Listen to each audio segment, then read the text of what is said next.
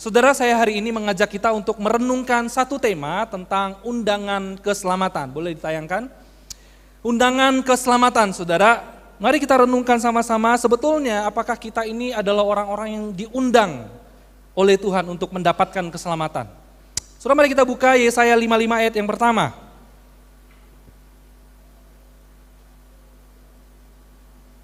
Ayat pertama, kalau saudara sudah menemukannya, saya ajak kita membacanya bersama dengan sikap berdiri, sikap hormat di hadapan Tuhan. Yesaya 55 ayat yang pertama, mari saya undang kita membacanya dengan sikap berdiri. Kalau sudah menemukannya, mari kita baca 1, 2, 3. Ayo, hai semua orang yang haus, marilah dan minumlah air. Dan hai orang yang tidak mempunyai uang, marilah, terimalah gandum tanpa uang, pembeli dan makanlah, juga anggur dan susu bayaran. Amin. Silakan duduk, Bapak Ibu yang dikasihi oleh Tuhan. Baik saudara, hari ini kita akan membahas satu topik tentang undangan keselamatan Tuhan bagi orang berdosa. Saudara, saya percaya setiap kita pasti yakin bahwa Tuhan itu mengundang orang berdosa untuk diselamatkan. Amin. Nah, sekarang saya mau tanya Bapak Ibu, siapa di sini yang yakin sudah diundang oleh Tuhan untuk keselamatan? Angkat tangannya. Jangan cepat. Bagaimana lihatnya ya? Siapa yang yakin? Kalau gitu saya gitu loh, berdiri kalau boleh. Setelah saya tanya balik ya, bagaimana kita bisa yakin kalau kita ini diundang sama Tuhan? Saudara yakin dari mana? Apa buktinya kalau saudara itu diundang? Ada suratnya, kepada yang terhormat. Ada suratnya? Apa buktinya kalau saudara kita diundang oleh atas kayu salib? Betul enggak? Iblis ngomong kayak gitu enggak? Iblis percaya enggak Yesus itu Tuhan? Iblis percaya enggak kalau Yesus itu datang ke dalam dunia untuk menghapus dosa manusia? Percaya. Kalau begitu, apa bedanya kita yang cuma percaya dengan mulut kita, dengan iblis, setan yang percaya juga, apa bedanya? Apakah setan juga diundang? Kan tidak, jelas kan? Saudara, bagaimana kita menjawab ini? Saudara tahu dari mana? Tahu dari mana kalau saudara diundang oleh Tuhan dalam keselamatan? Nah, oleh sebab itu kita akan renungkan dan kita akan cek dalam hidup kita, benar enggak kita diundang? Saudara, satu kali saya bicara tentang diundang, saudara. Satu kali saya pernah diundang, ini momen pertama dalam hidup saya diundang khotbah. Saudara, salah satu kebanggaan seorang hamba Tuhan dalam pelayanan itu apa saudara? Yaitu diundang khotbah. Saudara, waktu saya pertama kali melayani di sebuah gereja, waduh, datanglah sehelai kertas, saudara. Suratnya isi undangan khotbah. David Chong diundang khotbah ke gereja A. Gerejanya bukan gereja besar, isinya cuma 30 jemaat. Saudara, bukan masalah besar kecil gerejanya yang mengundang saya, tapi kebanggaannya itu loh. Saya dipercayakan untuk menyampaikan firman Tuhan di tempat lain. Wah, bangga sekali, senang sekali. Apalagi saya itu orang yang baru jadi hamba Tuhan, masih muda waktu itu saudara. Wah, saudara, undangan diberikan 2 bulan sebelum hari H. Saudara, waktu terima undangan itu, sejak waktu itu saudara, saya belajar dengan giat, saya pelajari tema yang diberikan, saya pelajari ayat-ayat yang diberikan, saya dalami, saya baca buku komentari, saya baca buku-buku khotbah, saya dengar khotbah-khotbah yang berkaitan dengan yang sama saudara. Saudara, saya persiapkan saya. Mau makan ingat khotbah, mau tidur ingat khotbah, mau apapun saya ingat khotbah itu.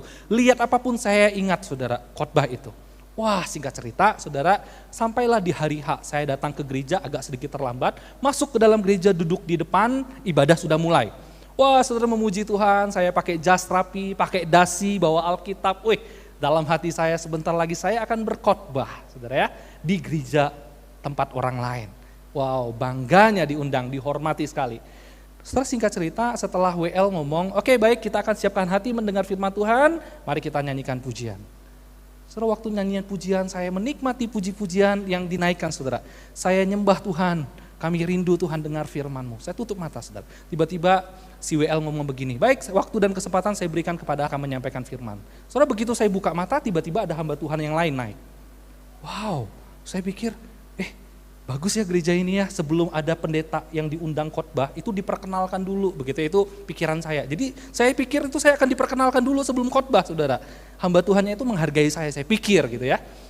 Setelah dia doa, setelah selesai doa, dia mendoakan firman Tuhan. Wow, bagus ya gereja ini ya. Sebelum pendeta khotbah, firman Tuhannya sudah didoakan sama hamba Tuhan setempat. Bagus ya, saya senang sekali disambut sedemikian rupa, saudara. Selesai dia doa, amin. Saudara, mari kita buka Alkitab. Lalu dia lanjutkan dengan khotbah, sampai ibadah selesai, saya duduk di bawah. Saya duduk di bawah, saya ikut ibadah selesai, saya dengarkan khotbah hamba Tuhan itu, selesai kebaktian majelisnya datang sama saya. Pak David, terima kasih ya sudah datang ya, ingat loh jadwalmu minggu depan. Oh iya Pak, iya makasih. Saudara malu enggak? Malu saya saudara. Malu bukan karena apa saudara? Ya mungkin mereka enggak tahu, mereka pikir saya datang cuma buat kebaktian, tapi saya malu. Kenapa? Karena di gereja tempat saya melayani, saya udah minta izin, Pak saya minta izin hari ini saya diundang khotbah. Kan malu kan, pulang ngomong apa? Pak saya salah tanggal. Pak saya ternyata enggak diundang, kan malu kan? Saya malu juga dengan diri saya, terlalu excited, terlalu semangat, merasa yakin kalau saya diundang, tapi ternyata saya tidak diundang. Saudara, malu enggak kalau saudara suatu hari ditemukan sama Tuhan, Tuhan bilang, sorry ya aku enggak undang kamu loh. Loh Tuhan aku kan sudah pelayanan, loh Tuhan aku kan sudah doa, oh Tuhan aku kan sudah jadi orang Kristen puluhan tahun.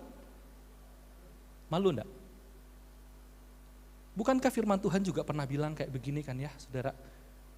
Tuhan aku sudah bekerja bagi namamu, aku memberitakan Injil, melakukan mukjizat. Tuhan bilang apa? Aku enggak kenal kamu loh. Ada orang ngaku-ngaku. Tuhan juga pernah bilang kan ya di dalam Alkitab, banyak yang dipanggil, sedikit yang Saudara, bisa enggak terjadi itu dalam kehidupan kita? Bisa? Kita datang ke gereja, rajin, pelayanan, ngaku sebagai orang Kristen padahal di hadapan Tuhan, Tuhan bilang, no.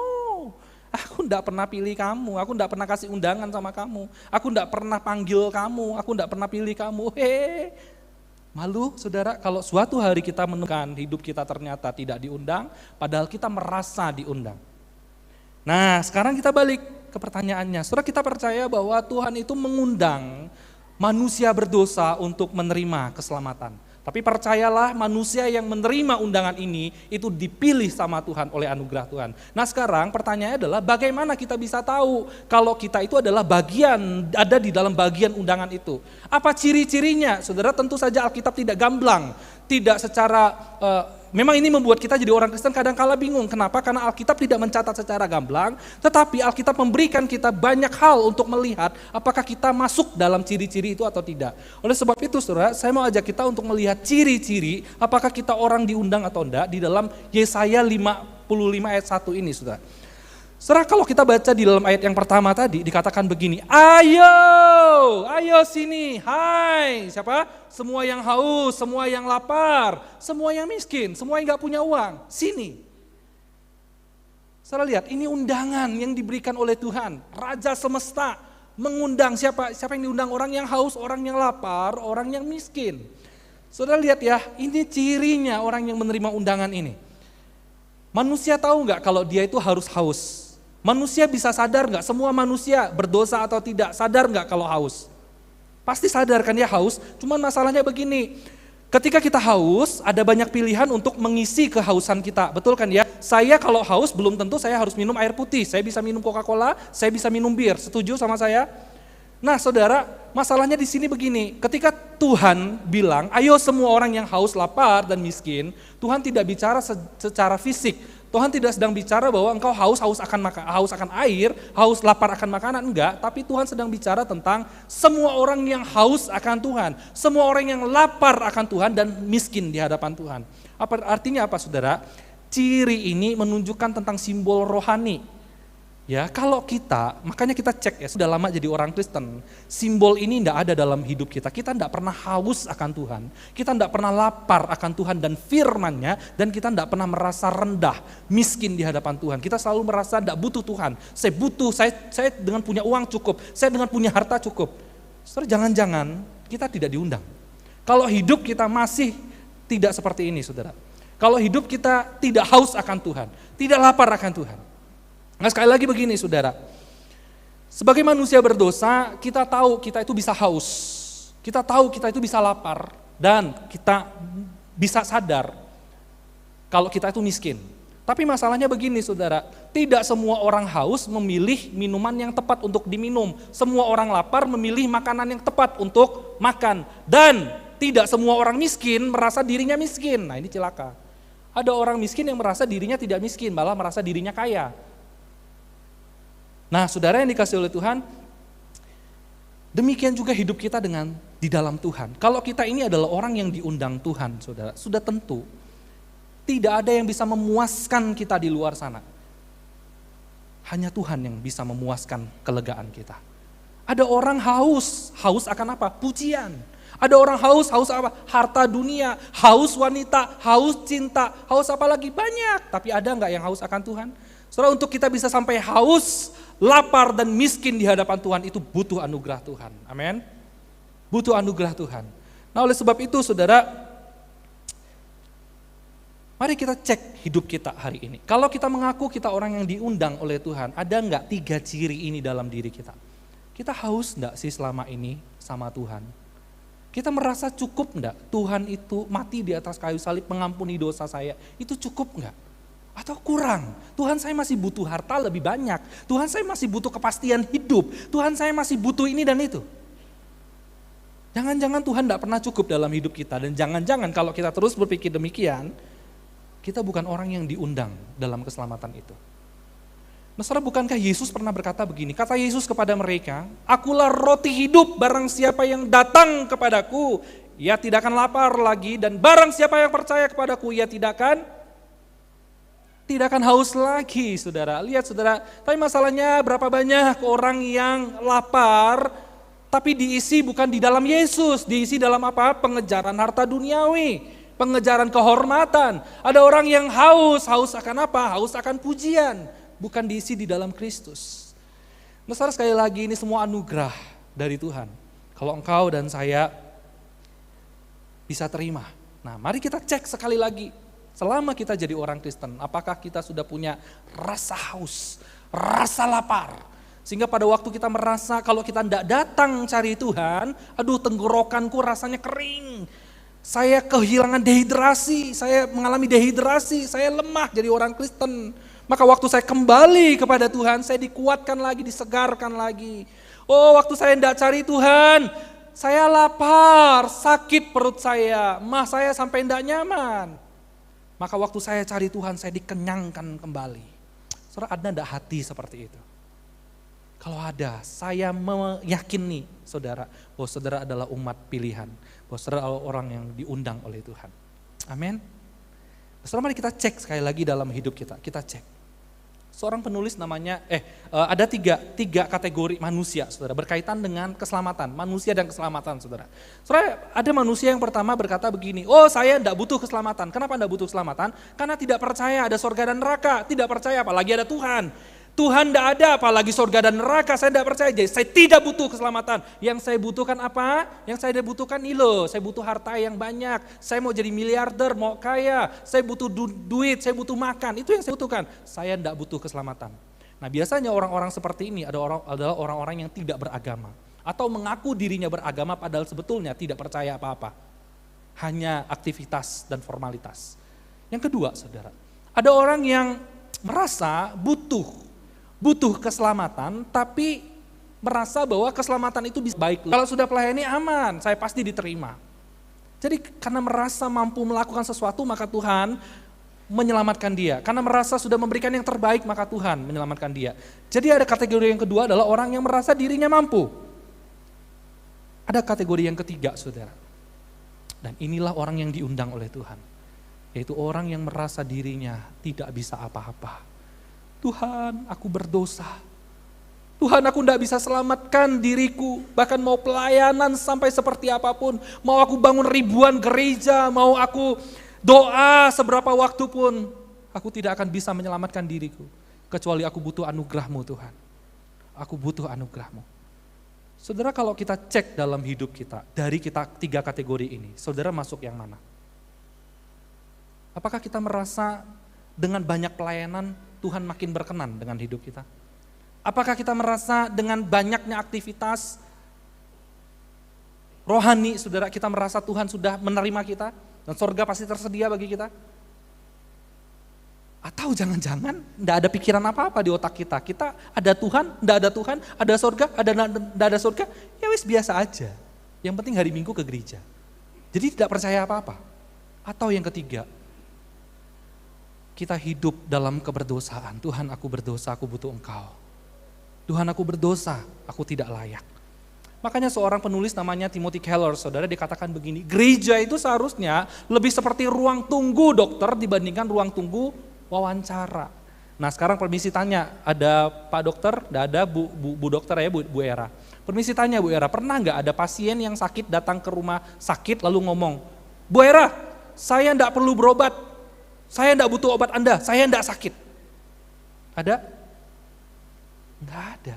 Tentunya orang yang ke dokter, orang yang ke rumah sakit pasti akan ngomong yang jujur, dok saya sakit, dok tolong saya, dok berikan obat bagi saya, dok tolong saya butuh solusi, berikan saya inputan supaya saya bisa menyelesaikan masalah terbesar dalam hidup saya, yaitu saya sedang sakit dok, saya butuh Engkau dok.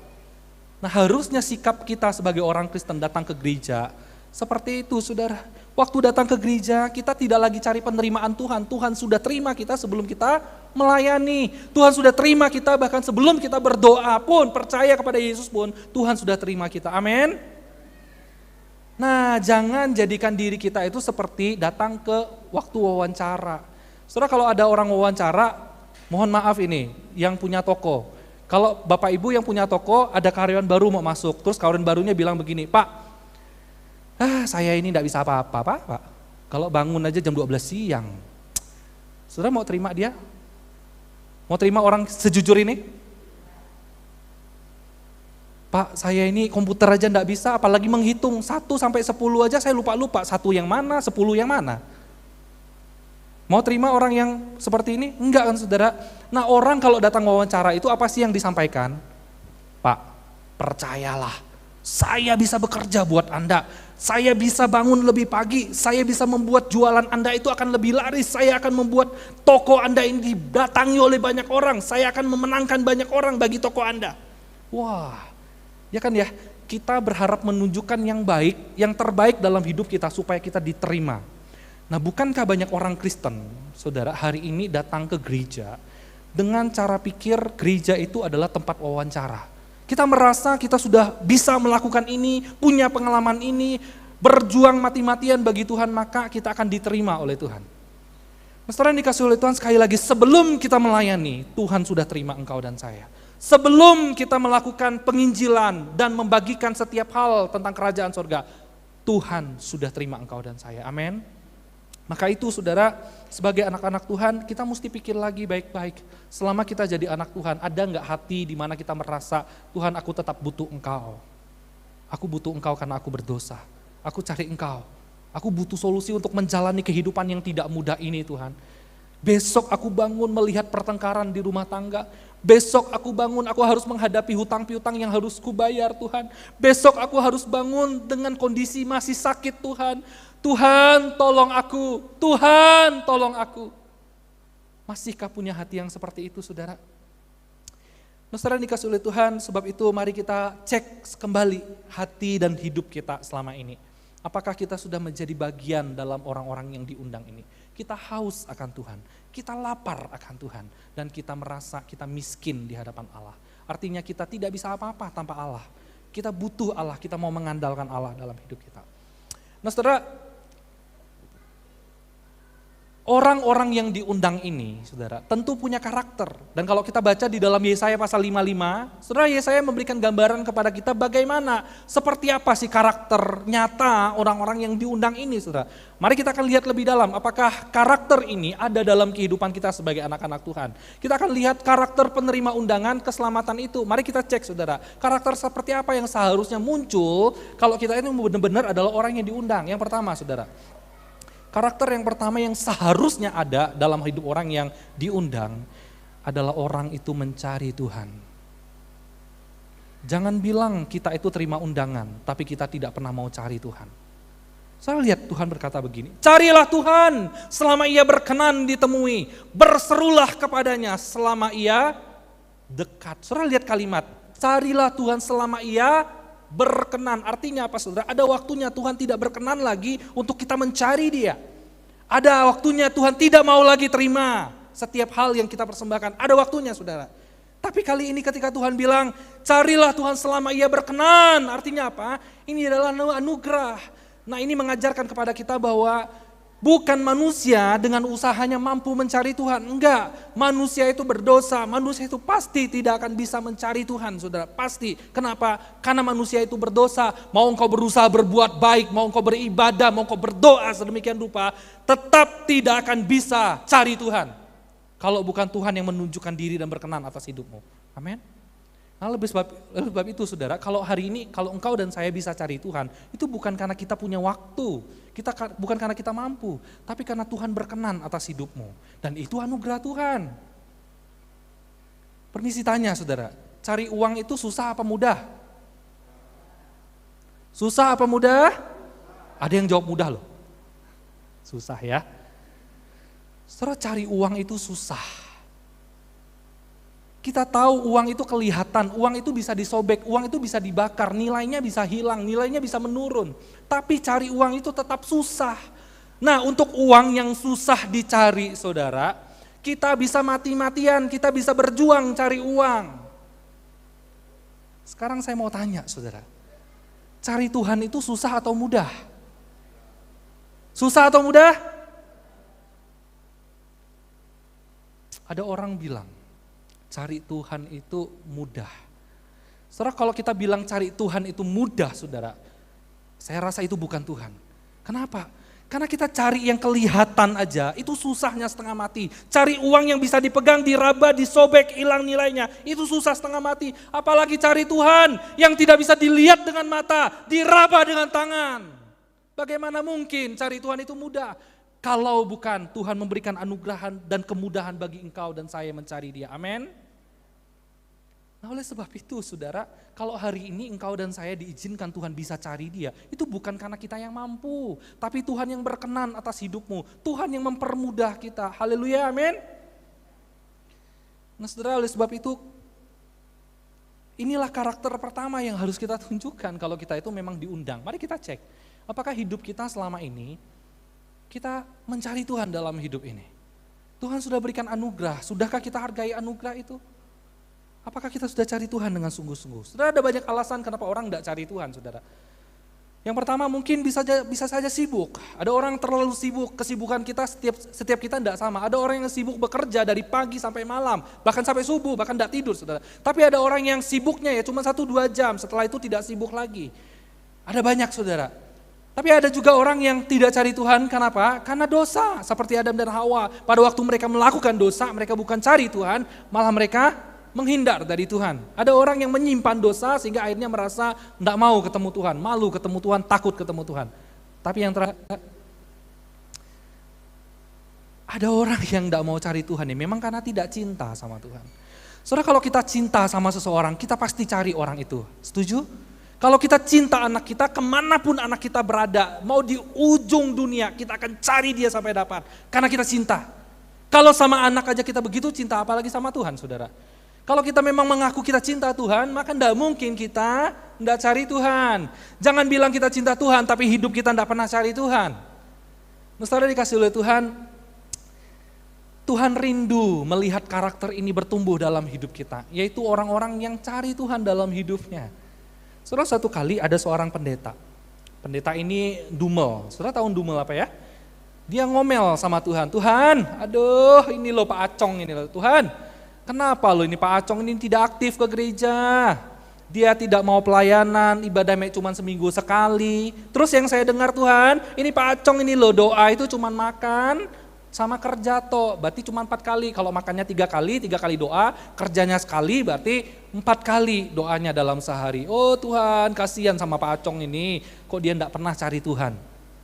Nah singkat cerita Tuhan jawab begini, oh Pak Pendeta, ya gini saya kasih kamu tugas ya, besok saya jawab pertanyaan kamu. Sekarang kamu coba keliling desa 12 jam besok ya, besok kamu bawa segelas susu, terus kamu jaga susu yang penuh ini, keliling desa selama 12 jam dari pagi ya. Nah, tidak boleh sampai tumpah setetes pun air susu ini. Oke? Siap? Oke Tuhan, gampang itu. Besok pagi dia ambil susu 1 gelas, dia keliling desa selama 1 hari. Selesai tugasnya, dia pulang dengan rasa bangga di hadapan Tuhan bilang, Tuhan, saya sudah melakukan tugasmu dan tidak setetes pun susu jatuh ke tanah. Hebat kan saya Tuhan? Kata pendeta itu. Saudara tahu Tuhan tanya apa? Tuhan tanya, kamu selama bawa susu itu, kamu cari aku enggak? Kamu ingat aku enggak? Pendeta itu jawab begini, aduh Tuhan, sorry Tuhan. Sorry, aku terlalu konsentrasi dengan susu ini Tuhan. Aku terlalu sibuk mikirin bagaimana supaya susu ini tidak jatuh. Aku terlalu sibuk mikirin bagaimana supaya tidak ada halangan dan rintangan yang membuat aku bisa jatuh. Aku cuma sibuk mikirin bagaimana menjaga susu ini berjalan dengan baik, tidak ada setetes pun yang tumpah. Aku sibuk dengan semua pekerjaan yang Engkau berikan. Saudara tahu Tuhan jawab apa? Tuhan bilang begini, ya lebih baik Pak Acong kan ya, lebih baik Pak Acong sekalipun sibuk, meskipun cuma 3 kali cari Tuhan, 4 kali cari Tuhan, tapi masih cari. Jangan sampai kesibukan membuat kita benar-benar meninggalkan Tuhan, bahkan lupa sama Tuhan. Saudara, ada banyak cara untuk cari Tuhan. Ada orang yang cari Tuhan pada waktu dia bekerja sambil naik motor dia bisa nangis, Tuhan tolong aku Tuhan, hari ini aku harus kejar omset. Bagaimana caranya kalau aku omsetnya tidak tercapai Tuhan? Nanti aku dipecat. Tuhan, ada orang yang sambil naik mobil, bagaimana dengan kondisi keluargaku Tuhan? Suamiku hidupnya seperti ini, anak-anakku begini, bagaimana masa depan mereka? Ada orang yang cari Tuhan dengan cara yang berbeda. Ada orang yang bisa cari Tuhan 24 jam, ada orang yang cari Tuhan 12 jam, ada orang yang bisa cari Tuhan 1 minggu berturut-turut, ada orang yang bisa cari Tuhan mungkin 1 minggu dalam beberapa hari. Tapi masalahnya begini saudara, Tuhan tidak pernah lihat cara kita cari dia, tapi Tuhan lihat hatimu dan hatiku cari dia, amin. Kalau engkau benar-benar punya hati untuk cari Tuhan, maka cara itu tidak penting, dimanapun kondisinya engkau tetap ingat dan cari Tuhan. Itu yang Tuhan mau, cara tidak penting, yang paling penting adalah hatimu dan hatiku. Sekalipun engkau sibuk, kalau engkau punya hati mau mencari Tuhan, engkau tetap ambil waktu. Tuhan tidak minta banyaknya, tapi Tuhan minta kualitasnya. Tuhan tidak minta berapa jam, Tuhan minta ketulusan dalam hatimu waktu cari dia, amin. Nah coba cek itu, ada enggak dalam hati kita? Orang yang diundang oleh Tuhan. Orang yang punya hati seperti ini, yaitu orang yang selalu mau cari Tuhan. Itu yang pertama. Yang kedua saudara, karakter yang kedua yang seharusnya ada di dalam orang yang diundang dalam keselamatan itu adalah hidupnya itu harus tobat saudara, harus hidup dalam pertobatan. Perhatikan ayat 7 saudara, baiklah orang fasik meninggalkan jalannya dan orang jahat meninggalkan rancangannya. Apa artinya saudara? Artinya Tuhan menuntut pertobatan terjadi dalam hidup kita. Apa itu pertobatan saudara? Pertobatan itu bicara tentang bagaimana kita meninggalkan hidup kita yang lama. Hidup yang lama apa? Hidup yang selalu senang akan dosa, hidup yang mencintai dosa, hidup yang tidak peduli dengan perasaan Tuhan. Itu hidup yang lama. Tapi marilah kita kembali hidup dalam pertobatan, itu artinya adalah sekarang hidup kita sudah baru. Hidup kita milik Tuhan. Kita hidup menyenangkan Tuhan. Kita benci dosa karena Tuhan benci dosa, amin.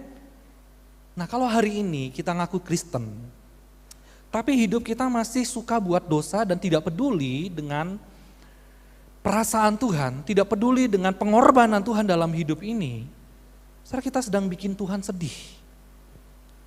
Kita sedang bikin Tuhan sedih. Kenapa saudara? Orang itu sulit bertobat. Kenapa? Karena tidak mengerti. Karena tidak mengerti saudara, betapa kotornya dosa itu. Kenapa orang sulit tobat? Tidak sadar dosa itu sangat menyakitkan hati Allah. Kenapa saudara? Sekali lagi banyak orang tidak mau bertobat dalam hidupnya karena masih senang dengan dosa, masih senang pacaran dengan dosa, masih senang pakai waktunya untuk dosa. Tidak mengerti betapa menjijikkannya dosa itu. Nah saudara, satu kali ada seorang office boy saudara, dia kerjaannya bersihin toilet. Saudara, office boy ini mengeluh sama kepala sekolah di satu sekolah SD saudara, dia ngomong sama kepala sekolah, Pak kepala sekolah, gini Pak, saya ini tiap pagi kok, aduh sedih banget Pak. Loh kenapa Pak? Kenapa Pak? Ini loh Pak, itu toilet cewek, toilet perempuan itu. Tiap kali saya datang pagi-pagi, itu cermin toilet itu dipenuhi dengan lipstik. Waduh, itu pasti ulah anak-anak perempuan ini loh, anak-anak SD, anak-anak perempuan yang lagi belajar pakai lipstik, terus lipstiknya dicium di apa? Di cermin toilet wanita itu. Oh gitu ya Pak? Aduh, harus dipanggil nih semua anak perempuan SD ini. Saudara, maka dipanggillah semua anak-anak perempuan SD itu saudara. Saudara, waktu dipanggil kepala sekolah menasihati, "Hei, kalian harus bertobat ya, tidak boleh kalian melakukan ini menyusahkan sekali, tahu enggak kalian, ini bikin sedih, yang cuci, ini bikin sedih sekolah juga, jangan lakukan itu lagi." Oh saudara, anak-anak perempuan ini merasa, loh bukan salah kami Pak, tahu dari mana kalau kami pelakunya, coba cari, emangnya ada sidik bibir, lips sidik begitu ya, kan adanya cuma sidik jari. Coba cari ini bibir siapa, apa, ayo. Kan enggak mungkin, bukan kami lah Pak. Enggak mau tobat, keras kepala. Kan bukankah seperti ini orang Kristen saudara. Sudah dikhotbahin tetap enggak tobat. Sudah dinasihati tetap enggak tobat. Nah saudara, kalau saudara jadi guru kepala sekolah ini, kira-kira gimana caranya supaya mereka bertobat? Tidak lakukan hal yang serupa. Bapak Ibu coba jawab. Kalau Bapak Ibu yang jadi guru, gimana supaya mereka berhenti melakukan itu? Hah? Apa? Cerminnya dipecah? Hah? Dipecah terus pasang baru lagi? Bikin lagi? Oh enggak usah pakai cermin, nanti di dinding. Office boy-nya menawarkan begini saudara, "Pak Kepsek, boleh enggak saya bantu menjelaskan? Ya, saya tunjukin sama mereka bagaimana cara saya tiap hari membersihkan cermin ini Pak." "Oke silahkan, ya semoga mereka bisa bertobat." Saudara, Pak Kepsek itu ajak mereka, orang-orang ini, anak-anak yang bandel ini, yang enggak mau tobat ini saudara, "Ayo ke toilet." Dia ambil kain pel, dia masukkan kain pel itu ke dalam kloset. Tahu kloset kan saudara, buat orang pipis, buat orang ngengek di dalamnya, celup, diangkat, dilap ke cermin itu saudara. Mau cium lagi? Wah, mau? Saudara, kalau kita tahu dosa itu begitu menjijikkan di hadapan Tuhan, apa kita masih mau lakukan lagi? Kenapa anak-anak SD ini mau terus lakukan itu? Karena mereka tidak sadar bagaimana cara membersihkan cermin itu. Kalau mereka sadar cermin ini dibersihkan dengan cara yang begitu menjijikkan, saudara, mereka tidak akan ulangi lagi. Nah, saudara, demikian juga dengan hidup kita sebagai orang Kristen. Kalau kita sadar betul dosa itu menjijikkan di hadapan Allah, maka apakah mungkin kita akan lakukan lagi, saudara? Kalau kita sadar betapa dosa itu membuat hati Allah begitu tersayat, apakah kita masih mau menyayat hati Allah? Kalau kita sadar betapa besar pengorbanan Kristus di atas kayu salib itu, dia digantung, dia dicambuk, begitu sakit hatinya, begitu susah hidupnya. Kalau kita sadar itu, dan dia lakukan semua itu supaya kita bertobat dan hidup dalam kebenaran, masihkah kita mau hidup dalam dosa? Saudara, kalau kita sadar bagaimana Kristus itu mengangkat kita dari lumbung dosa, lumpur yang bau busuk, masih maukah kita kembali ke dalam lumpur itu? Sungguh itu terlalu bodoh.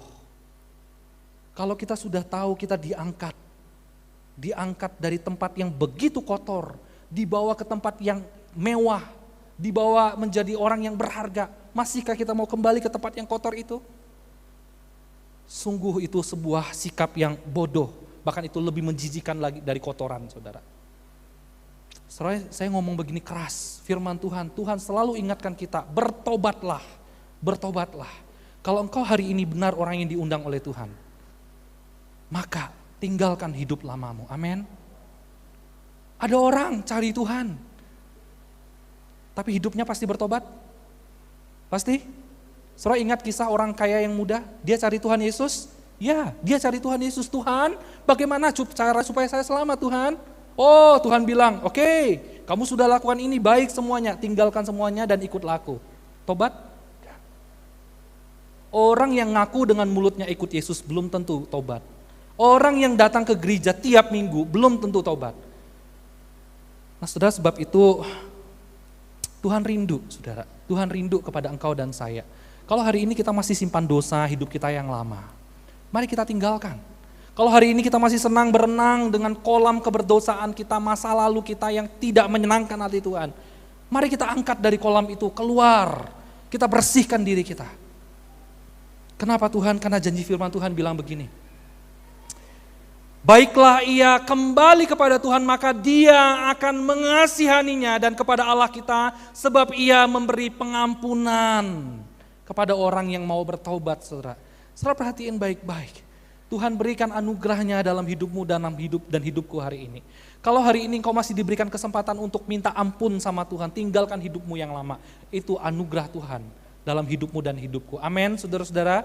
Maka itu kalau engkau masih berkandang di dalam hidupmu yang lama, tinggalkan hidup. Kalau engkau masih suka bikin sakit hati Kristus, memalukan nama Kristus, kalau engkau masih suka pakai mulut bibirmu untuk sesuatu yang jahat, kalau engkau masih pakai pikiranmu, otakmu untuk memikirkan hal-hal yang tidak berguna, tidak berkenan di hadapan Allah, kalau engkau masih pakai matamu untuk memandang sesuatu yang tidak berkenan di hadapan Allah, bertobatlah. Kalau engkau masih tidak sungguh-sungguh datang ke gereja, bertobatlah. Kalau engkau masih tidak sungguh-sungguh, bertobatlah. Masih ada harapan bagi engkau dan saya. Amin, saudara-saudara. Tuhan janjikan pengampunan bagi engkau dan saya. Nah, itulah yang seharusnya ada dalam hidupmu dan hidupku. Yang diundang.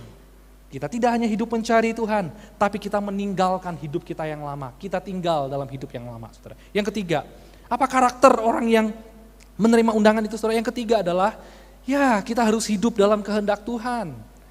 Saudara yang dikasih oleh Tuhan, kita mesti hidup dalam kehendak Tuhan. Ayat 8 dikatakan begini, sebab rancanganku bukanlah rancanganmu, dan rancangan dan jalanmu bukanlah jalanku. Demikianlah firman Tuhan. Saudara, rencana manusia itu bisa gagal, rencana manusia itu bisa rusak, tapi rencana Tuhan itu sempurna. Makanya pada waktu Tuhan bilang, rencanamu bukan rencanaku, jalanmu bukan jalanku, itu menunjukkan apa? Ada dua kontras. Tuhan itu sempurna, Tuhan itu tidak akan mungkin gagal rencananya. Tapi manusia, engkau itu tidak sama dengan aku ya. Engkau itu bisa kalah, engkau itu bisa gagal. Tapi rencanaku sempurna dalam hidup ini. Nah, oleh sebab itu saudara, sebagai anak Tuhan saudara, kita itu mesti bertumbuh. Bertumbuh bukan hanya hidup cari Tuhan, bukan hanya hidup dalam pertobatan, tapi kita mesti hidup dalam kehendak Tuhan. Orang yang cari Tuhan itu pasti lakukan kehendak Tuhan enggak? Belum ya. Bisa aja orang baru bertobat, belajar mencari Tuhan. Tapi belum tentu mampu lakukan kehendak Tuhan. Saudara, kenapa orang tidak mau lakukan kehendak Tuhan? Kenapa saudara? Kenapa orang Kristen banyak yang tidak mau lakukan kehendak Tuhan? Kenapa? Karena yang pertama bisa jadi kehendak Tuhan itu susah. Yang kedua bisa jadi karena orang Kristen tidak cari Tuhan. Bagaimana kita bisa ngomong kita melakukan kehendak Tuhan, tapi hidup kita tidak pernah cari Tuhan? Saudara kuda datang sama saya, Ko David, tolong dong jelaskan kepada saya, hidup saya ini bagaimana ke depannya? Apa sih kira-kira kehendak Tuhan bagi saya dalam hidup saya? Saudara, saya cuma jawab sama anak muda itu begini, kamu udah cari Tuhan belum? Tidak pernah, Ko David. Loh, kalau kamu tidak pernah cari Tuhan, bagaimana caranya kamu bisa tahu kehendak Tuhan? Saudara, omong kosong kalau kita ini ngomong, saya mau lakukan kehendak Tuhan, tapi hidup kita tidak mau cari Tuhan, hidup kita tidak mau baca firman-Nya. Yang kedua, kenapa orang tidak mau lakukan kehendak Tuhan? Besar kemungkinannya karena belum bertobat. Tidak bertobat, masih cinta dengan hidup yang lama. Mana mungkin bisa pikul kehendak Tuhan? Maka itu saudara, kalau kita tidak cari Tuhan, kita tidak lakukan pertobatan, tidak hidup dalam pertobatan, saudara, tidak mungkin kita bisa lakukan kehendak Tuhan. Saudara, menghidupi kehendak Tuhan, ini adalah level tertinggi dalam kehidupan Kristen, amin. Ini level tertinggi dan ini level yang tidak mudah. Bagaimana kita menyatukan pikiran Allah dengan pikiran kita, bagaimana kita memberikan hidup kita sepenuhnya kepada Allah untuk menjadikan kehendaknya di tengah bumi ini, seperti di sorga. Ini yang tidak mudah saudara. Saudara, kita belajar dari Maria, contoh. Maria itu wanita muda, belum menikah. Dia pasti punya rencana, punya rancangan, punya masa depan, saudara. Apalagi dalam waktu-waktu itu, Maria sedang merancang sebuah pernikahan. Mereka akan mempersiapkan pernikahan yang sudah mereka tunggu lama, persiapkan lama. Mereka akan memikirkan pesta yang baik, mengundang orang-orang yang terbaik, saudara. Tapi ketika kehendak Tuhan datang dalam hidupnya, apa yang terjadi, saudara? Maria bilang, sesungguhnya aku ini adalah hamba Tuhan, jadilah padaku menurut perkataanmu. Saudara, mudah gak ngomong kayak begitu bagi Maria? Enggak. Bagi Maria tidak mudah, saudara bisa bayangkan ya, Maria dan Yusuf itu sudah punya harapan sendiri, rancangan sendiri untuk masa depannya ya Pak. Mereka menikah normal, hamil setelah menikah. Yang terjadi apa? Kehendak Tuhan yang terjadi dalam apanya? Hamil sebelum menikah. Oh saudara, bagaimana cara menjelaskan hamil sebelum menikah ini kepada keluarga? Bagaimana cara menjelaskan hamil belum menikah ini kepada orang lain? Oh aku hamil oleh karena Roh Kudus. Bisa diketawain, bukan Maria? Batin, saudara. Saudara, bukan hanya Maria, saudara. Yesus aja yang sudah jelas-jelas melakukan mukjizat di tengah-tengah masyarakat, saudara. Masyarakat masih tidak percaya sama dia. Apalagi Maria cuman omongan, oh kamu buktinya hamil loh buktinya. Kamu hamil sama siapa? Tentu semua orang akan berpikir seperti itu. Saudara, tidak mudah bagi Maria. Dia sudah punya rancangan. Tapi itulah orang yang melakukan kehendak Tuhan dalam hidupnya. Sekalipun menderita, sekalipun susah, kita tahu rencana Tuhan itu selalu sempurna. Rencana Tuhan itu indah. Saudara, sekalipun Maria dan Yusuf menderita, tetapi mereka menuai buah kesempurnaan. Lewat kelahiran Yesus, lewat kelahiran Mesias, maka banyak jiwa diselamatkan. Dosa engkau dan dosaku diselamatkan. Oleh karena apa? Sebelum Yesus menderita, ada orang yang sudah dipakai oleh Tuhan untuk menderita terlebih dahulu. Maria dan Yusuf. Itulah hidupnya, hidup kita harusnya anak-anak Tuhan. Amin. Jangan pikir, saudara, rencana Tuhan itu maunya yang indah. Rencana Tuhan, rancangan Tuhan itu hanya maunya yang kaya, yang nyaman. Saudara, untuk menghidupi kehendak Tuhan sekali lagi, itu butuh pengorbanan. Kalau engkau memang cinta Tuhan, engkau pasti lakukan perintah Tuhan. Amin. Kalau engkau mengasihi Tuhan, engkau pasti akan lakukan kehendak Tuhan dalam hidupmu. Nah itulah ciri yang ketiga, saudara. Orang yang diundang ini karakternya. Yaitu mereka mau lakukan kehendak Tuhan. Nah makanya kalau kita temukan dalam hidup kita hari ini, kalau ketiga karakter ini tidak ada, bisa beberapa kemungkinan. Kemungkinan yang pertama adalah saudara belum tahu itu. Kemungkinan yang kedua adalah ya saudara tidak mau tahu itu. Dan kemungkinan yang ketiga ya saudara memang tidak diundang sama Tuhan.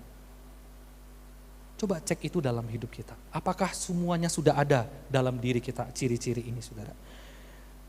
Siapa di sini yang suka ikut tour and traveling? Angkat tangan silakan, saya mau diajak tahun depan. Saudara kalau ikut tour itu senang ya. Ada tour-tour yang sampai mahal sekali bisa sampai ratusan juta saudara. Tapi waktunya cuma sebentar, tapi orang rela bayar loh saudara. Tapi sebetulnya saudara, apa enaknya sih ikut tur itu? Kalau ikut tur itu siapa yang rencanain? Kita atau yang bikin tur? Bisa enggak kita bikin rencana sendiri di dalam tur? Enggak bisa kan ya? Kita bayar hidup kita untuk direncanakan sama orang lain. Kan enggak nyaman, betul kan ya? Kita makan diatur, kita tidur waktunya diatur, kita mau jalan-jalan belanja waktunya dibatasi. Pokoknya enggak boleh sampai terlambat, kalau sampai terlambat dimarahi, nanti ditinggal lah dan lain sebagainya. Saudara lihat ya, tapi orang tetap aja mau bayar mahal untuk pergi ikut tur. Kenapa? Karena supaya senang, ya toh? Lalu kemudian saudara, pernah enggak kita pikir begini, kalau kita ikut tur, bisa enggak tur itu mengalami kegagalan? Bisa enggak tur itu mengalami kecelakaan? Bisa enggak tur itu tidak sesuai rencana? Beberapa orang saudara ikut tur ke Israel. Ternyata sampai di Israel tidak sesuai rencana. Ada perang lah dan lain sebagainya. Sudah bayar loh uang kembali? No. Tapi orang tetap rela bayar harga. Nah saudara dikasih oleh Tuhan, kalau kita berani bayar harga untuk ikut tur, masakan kita tidak berani bayar harga untuk ikut rencana Tuhan yang sempurna dalam hidup ini? Kalau kita berani bayar mahal untuk tur yang bisa gagal aja saudara, yang tidak mungkin sempurna, masakan kita tidak berani bayar harga untuk melakukan kehendak Tuhan yang sudah pasti, sempurna, dan tidak akan pernah gagal dalam kehidupan ini? Nah saudara dikasih oleh Tuhan, melakukan kehendak Tuhan itu saudara, itu adalah tanda bahwa kita ini anak Tuhan. Jangan ngaku kita anak Tuhan kalau kita tidak pernah mau taat sama Tuhan. Jangan ngaku kita anak Tuhan. Saudara, lakukan kehendak Tuhan itu adalah tanda bahwa kita ini juga miliknya Tuhan. Dan kita cinta pada Tuhan. Saudara, melakukan kehendak Tuhan adalah tanda bahwa engkau dan saya sudah tumbuh rohaninya. Ada orang 30 jadi orang Kristen tapi tidak pernah tumbuh. Tidak pernah tumbuh. Nah, saudara, maka kita tidak boleh berhenti sampai di level jadi orang Kristen cuma cari Tuhan. Hari Minggu ke gereja, hari Minggu ke gereja, hari Minggu ke gereja, hari Minggu ke gereja, 30 tahun hari Minggu ke gereja masih sama. Gak boleh. Kita harus moving saudara, dari mencari Tuhan, hidup dalam pertobatan dan melakukan kehendak Tuhan. Amin saudara-saudara. Nah Tuhan rindu itu terjadi dalam hidup kita. Tentu jadi dalam satu kali. Semua ini terjadi dalam proses. Selama kita hidup dalam dunia ini, Tuhan menuntut ketiga hal ini saudara. Yaitu hidup mencari Dia, hidup dalam pertobatan, dan hidup melakukan kehendak Allah. Amin. Amin saudara-saudara. Tuhan rindu saudara. Kalau engkau benar cinta Tuhan, maka tunjukkan itu semua sama Tuhan. Masalah Lao Tzu itu adalah seorang film, satu kalimat begini saudara. Kenxi ai de ren hui gei ni li liang,但是很细爱一个人能够给你真实. Coba ikut ulangi, 1, 2, 3. Kongsi gitu ya. Saudara tahu artinya apa? Kalau saudara pergi makan ke Tulung Agung ngajak David Chong gitu lah artinya. Sebenarnya artinya dicintai dengan tulus itu akan memberikan kekuatan dalam hidup kita. Makanya kalau kita lihat ya, orang itu kalau diterima, dihargai, itu semangat hidupnya bertambah. Tapi ada yang lebih dari itu, mencintai orang dengan tulus itu akan mendatangkan sebuah keberanian. Berani mati demi orang yang dicintai, amin. Nah saudara yang dikasih oleh Tuhan, Lao Tzu ini bukan orang Kristen. Lao Tzu ini pendiri agama Taoisme namanya saudara. Nah sekalipun dia bukan orang Kristen, tapi saya mau memetik satu kebenaran umum di dalam kalimat beliau ini saudara. Yaitu tentang cinta, saudara, tentang cinta. Nah saudara kalau dikaitkan dengan kekristenan apa sih saudara? Saudara kita jangan hanya berhenti jadi orang Kristen yang merasa dicintai oleh Tuhan. Saya sadar Tuhan cinta saya, maka saya balas dengan cara apa? Saya mau kuat dalam Tuhan, saya mau setia sama Tuhan. Saya mau rajin ibadah, enggak berhenti sampai di situ. Kita jangan hanya jadi orang Kristen yang mau dicintai, tapi kita juga harus jadi orang Kristen yang belajar untuk mencintai Tuhan, amin. Banyak orang Kristen cuma mau dicintai Tuhan, tapi tidak mau mencintai Tuhan. Maka kalau engkau beri diri untuk mencintai Tuhan dengan tulus, engkau akan diberikan keberanian untuk hidup bagi Tuhan. Sekalipun usahaku mati, enggak apa-apa aku hidup bagi Tuhan. Sekalipun tubuhku rontok, lemas, sakit, enggak apa-apa aku berani buat Tuhan. Kenapa? Karena kita cinta Tuhan dengan tulus. Kenapa banyak orang tidak berani korban bagi Tuhan? Karena tidak cinta dengan tulus. Kenapa banyak orang tidak berani berikan yang terbaik bagi Tuhan? Seadanya kalau bisa. Karena tidak cinta Tuhan dengan tulus. Saudara kalau kita ini mencintai dengan tulus, percayalah sama seperti kita mencintai anak kita. Kalau kita benar-benar sayang dengan tulus anak kita, hidup kita pun akan kita berikan. Bahkan kita mati bagi anak kita pun tidak apa-apa. Kita tidak tidur pun tidak apa-apa. Kita mati demi anak kita pun kita tidak apa-apa. Kenapa? Karena saya punya keberanian, karena saya mencintai anak saya. Kalau engkau dan saya hari ini sungguh mencintai Tuhan dengan tulus, engkau tidak takut apapun. Hujan, aku cari Tuhan. Sakit, aku cari Tuhan. Usaha gagal, aku cari Tuhan. Aku persembahkan semuanya. Semua dari Tuhan, bagi Tuhan dan untuk kemuliaan bagi nama Tuhan. Amin saudara-saudara. Nah saudara kalau kita menghargai cinta Tuhan, kalau Tuhan begitu menghargai engkau dan saya sedemikian rupa, Dia. Masa akan kita tidak belajar untuk mencintai Dia dengan tulus? Kalau Tuhan begitu mengasihi kita, masa akan kita hanya berhenti jadi orang Kristen yang cuman minggu ke gereja? Mari kita bangkit lebih lagi. Saya tidak hanya berhenti sampai cari Tuhan, saya tidak hanya berhenti sampai hidup dalam pertobatan, sekarang saya ingin lakukan kehendak Tuhan. Saya ingin melihat seluruh bumi ini, di bumi sama seperti di sorga, sesuai dengan kehendak Allah. Amin. Saudara, saya akan tutup dengan satu kisah nyata saudara.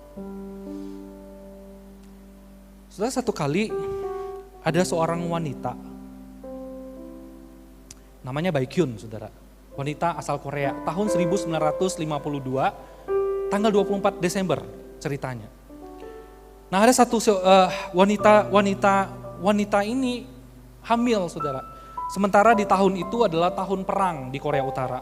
Perang besar terjadi. Nah, The Baekhyun ini dia sedang hamil dan waktu itu dia sudah mengalami kontraksi berat. Sementara suaminya tidak ada di rumah, suaminya pergi ikut berperang. Saudara, siapa yang bisa dia minta tolong? Dia miskin, tidak punya apa-apa. Dia cuma bisa cari ke tetangga-tetangga minta tolong.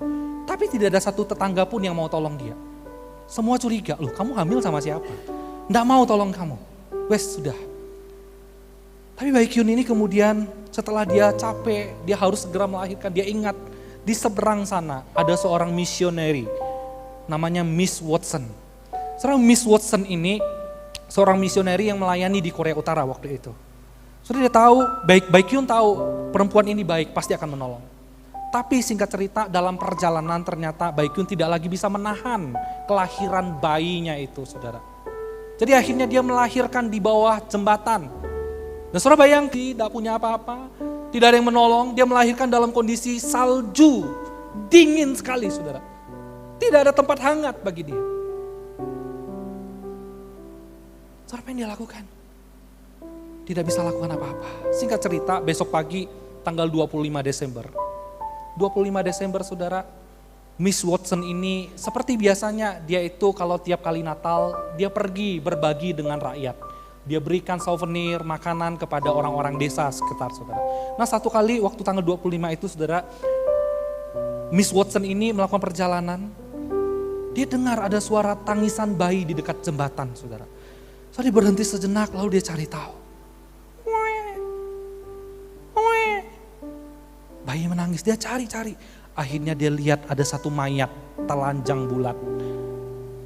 Mayat telanjang bulat, mati kedinginan, seorang perempuan kulit putih. Dan di dalam mayat itu saudara terbungkus dengan pakaian mayat itu, yaitu bayi yang lahir tadi. Bayinya masih hidup. Saudara, jadi ceritanya malam sebelum bayi ini dilahirkan, ibu ini si Baekhyun ini dia lepaskan bajunya, dia telanjangi dirinya saudara. Dia pakai seluruh yang terbaik dalam dirinya, dia pakai semua yang baik.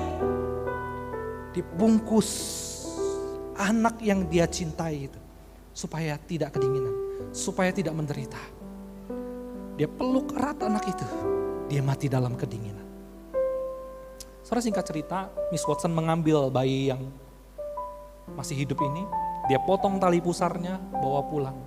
Dia kuburkan Baekhyun. Setiap tahun ketika anak ini mulai bertumbuh, masuk tanggal 24 Desember, dia selalu bercerita tentang Natal kepada anak ini. Saudara, nama anak ini adalah Paksu. Paksu ini nama salah satu bayi Natal. Saudara, anak ini makin hari bertumbuh besar. Setiap Natal, Miss Watson selalu menceritakan kisah Natal dan yang paling penting dia selalu ingatkan kepada anak ini tentang bagaimana mamanya itu sudah mati bagi dia, menderita bagi dia, sudah mati kedinginan bagi dia dan mamanya begitu mencintai dia. Nah, saudara yang dikasih oleh Tuhan, dia terus cerita sampai satu kali ketika Paksu ini sudah umur 9 tahun saudara. Sudah umur 9 tahun, masuk pada tanggal 24 Desember, Miss Watson mau menceritakan kembali cerita itu, Paksu bilang, "Ma, boleh enggak kali ini, ulang tahun kali ini, aku kuburan mama." Gak usah cerita. Loh, Miss Watson marah. Loh, kenapa harus hari ini? Ini musim dingin, banyak salju. Kamu masih kecil, nanti kamu sakit. Jangan, masih bisa bulan depan. Setelah salju selesai, kamu bisa datang ke kuburannya. Enggak, Ma, aku mau sekarang. Oke, baik, dengan satu syarat. Pakai mantel, pakai jaket yang tebal supaya engkau tidak kedinginan, oke? Baik, mereka berangkat. Sampai di depan kuburan saudara, Mama Watson menunjukkan kuburan itu kepada Baekhyun, Paksu. Itu kuburan mamamu. Paksu bilang, "Mama Watson, aku permisi boleh enggak? Aku keluar, aku mau datangin kuburan mama." "Jangan, di sini ada, sudah cukup." "Enggak, Ma, aku mau ke sana." "Ya udah, pergi tapi jangan lama-lama." Saudara tahu apa yang dilakukan oleh Paksu, anak yang diselamatkan ini? Dia datang di depan kuburan mamanya, dia berlutut saudara. Satu persatu dia lepaskan bajunya. Dia buka celananya. Dia berlutut dengan kondisi telanjang bulat. Telanjang di hadapan mamanya. kuburan mamanya. Dia berkata, "Mama, sedingin inikah engkau mati bagiku dulu, Mama? Mama, seperti inikah engkau berkorban kepadaku dulu, Mama? Terima kasih, Mama, engkau sudah mati bagi aku. Terima kasih, Mama, engkau sudah mencintaiku dengan tulus. Terima kasih, Mama." Saudara, kalau kita tahu cinta orang tua begitu besar dalam hidup kita, dia rela berkorban menghabiskan segala sesuatu bagi kita. Masakan kita anak tidak mau berterima kasih sama papa mama kita? Saudara, ingat waktu Yesus disalibkan. Sebelum Yesus naik di atas kayu salib, bajunya dilepas sama penjaga. Ditelanjangi. Yesus diludah. Bahkan mahkota duri yang hina ditancapkan di kepalanya dengan kondisi telanjang, saudara. Bukan hanya itu, Yesus dicambuk, dihina, dilempari. Bahkan Yesus tangannya dipaku, dinaikkan di atas di kayu salib, digantung, saudara. Waktu ia haus, apa yang orang lakukan pada dia? Mereka ambil tombak, ambil bambu, saudara, yang runcing, ditusukkan ke dalam lambungnya. Buat apa Yesus lakukan itu semua? Cuman satu. Engkau, aku, mengampuni dosamu dan dosaku. Saudara, kalau kita tahu Tuhan itu begitu cinta sayang sama kita, masakan kita tidak pernah ucap terima kasih sama Dia? Masakan kita masih hidup dalam dosa? Masakan kita tidak mau cari Dia? Masakan kita tidak mau lakukan kehendak-Nya, saudara?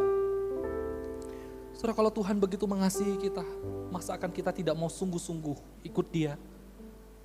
Hari ini kiranya Tuhan menolong setiap kita.